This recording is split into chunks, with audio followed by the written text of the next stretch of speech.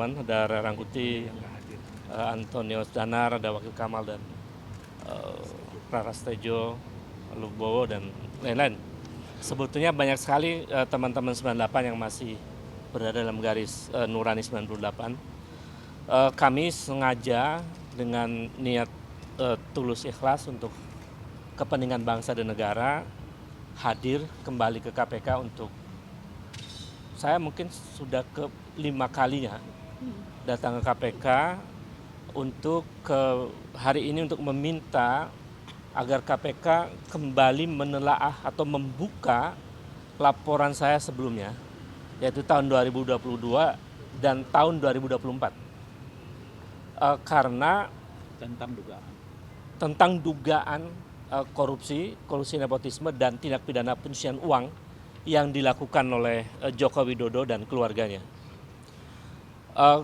Kami tadi diterima oleh Dumas, berdiskusi cukup panjang lah, 30 menit ya lebih, dengan namanya boleh disebutkan boleh tidak, tetapi diterima dengan baik dan agak perdebatan sebentar, tapi kemudian ketemu solusi untuk membuka kembali apa yang sudah pernah kami laporkan itu.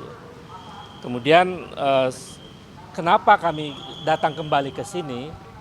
Karena ada konfirmasi yang cukup kuat dari laporan OCCRP itu. Jadi sebetulnya laporan kami sebelumnya terkonfirmasi dengan rilis yang disampaikan oleh OCCRP. Dan kami merumuskan seluruh narasi ini dengan baik. Saya bacakan dulu isinya dan nanti dilanjutkan oleh Bung Anus Danar dan Bung Ray dan nanti kawan-kawan yang lain. Ini kami sampaikan kepada Ketua KPK. Perihalnya segera usut tuntas dugaan korupsi Saudara Joko Widodo dan keluarganya. Sebagaimana termaktub dalam Undang Dasar 45 bahwa setiap warga negara memiliki kedudukan yang sama dalam hukum dan pemerintahan sesuai dengan pasal 27 ayat 1 Undang Dasar 45. Atas dasar itu kami bermaksud mengingatkan kembali kepada KPK agar dalam penegakan hukum untuk memberantas korupsi tidak tebang pilih, tidak tumpul ke atas dan tajam ke bawah. Siapapun sama di muka hukum, termasuk mantan Presiden Joko Widodo dan keluarganya. Bahwa KPK berdasarkan undang-undang ditegaskan bahwa dalam menjalankan tugas dan wewenangnya, KPK berasaskan pada kepastian hukum, keterbukaan, akuntabilitas, kepentingan umum, proporsionalitas, dan penghormatan terhadap hak asasi manusia. Dengan dasar itu kami kembali mendatangi KPK agar menjalankan semua proses pemberantasan korupsi sesuai dengan asas-asas yang telah ditetapkan oleh undang-undang, termasuk dalam menindaklanjuti laporan kami 3 tahun yang lalu dan setahun yang lalu tentang dugaan tindak pidana korupsi, kolusi nepotisme, dan dugaan tindak pidana pencucian uang keluarga Joko Widodo. Bahwa mantan Presiden RI yang ke-7 yang kami laporkan KPK 3 tahun lalu bernama Joko Widodo telah disebutkan oleh lembaga internasional organisasi Crime and Corruption Reporting Project sebagai salah satu mantan presiden terkorup di dunia. OCCRP menyebutkan bahwa Joko Widodo secara signifikan melemahkan Komisi Pemberantasan Korupsi. Selain itu, OCCRP juga menyebutkan bahwa Jokowi telah merusak lembaga pemilihan umum dan peradilan Indonesia yang menguntungkan ambisi politik putranya bernama Gibran Rakabuming Raka. Perilaku kekuasaan semacam ini patut diduga kuat telah dilakukan praktek KKN yang patut menjadi perhatian serius KPK agar pimpinan KPK yang baru dapat mengembalikan citra dan wibawa KPK kembali dan lepas dari stigma bayang-bayang kekuasaan mantan Presiden Joko Widodo. Berdasarkan hal-hal itu, kami pada Selasa 7 Januari 2025 kembali datang ke KPK untuk menyatakan bahwa 1. Menyayangkan pernyataan KPK yang tidak secara tegas menyatakan akan mengusut dugaan korupsi Joko Widodo maupun keluarganya terkait ramainya respon publik terhadap rilis OCCRP. KPK menyebut hanya menunggu laporan dari masyarakat terkait hal tersebut. 2. Sikap KPK yang lembut dan pasif ini bertolak belakang dengan kasus yang menimpa tokoh politik dari partai politik yang bukan pejabat negara. Padahal KPK seharusnya mengejar pelaku korupsi yang berada di lingkaran kekuasaan atau mereka yang berada di lingkaran kekuasaan yang dilaporkan oleh masyarakat karena ada kerugian negara yang diakibatkan. Untuk ketiga dan keempat, silakan Bung Ray.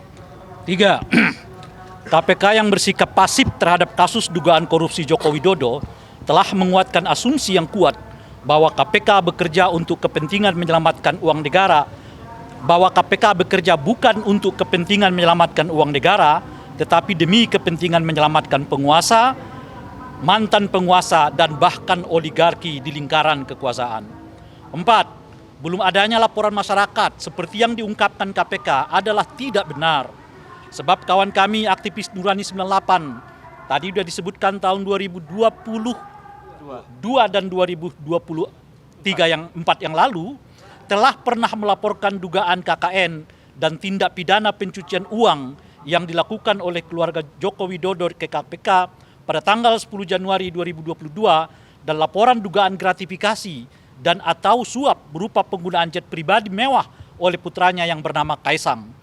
Selain itu, ada juga laporan dari TPDI pada tanggal 23 Oktober 2024. Disebutkan pula bahwa dalam persidangan mantan Gubernur Maluku Utara juga muncul istilah blok Medan yang disinyalir terkait dengan keluarga Joko Widodo.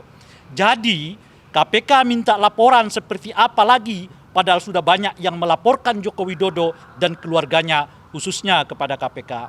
Maka dan oleh karena itulah kami dari Eksponen 98 yang tergabung dalam Nurani 98 yang memiliki tanggung jawab moral dan konstitusional pada sejarah reformasi 98 mendesak KPK untuk segera memeriksa harta kekayaan Joko Widodo beserta kekayaan keluarganya, istrinya, anak-anaknya, menantunya, dan saudara-saudaranya dalam 10 tahun terakhir. Sebab rilis OCCRP itu dengan tegas mensiratkan banyaknya warga negara Indonesia dan dunia yang memberi perhatian atas seluk-beluk dan asal-usul kekayaan Joko Widodo dan keluarganya yang sangat fantastis. Demikian desakan ini kami sampaikan kepada KPK agar KPK segera menindaklanjuti tuntutan ini untuk memanggil saudara Joko Widodo, putra-putrinya dan atau menantunya untuk dimintai keterangan tentang asal-usul kekayaannya yang segera ditingkatkan ke tahap penyidik.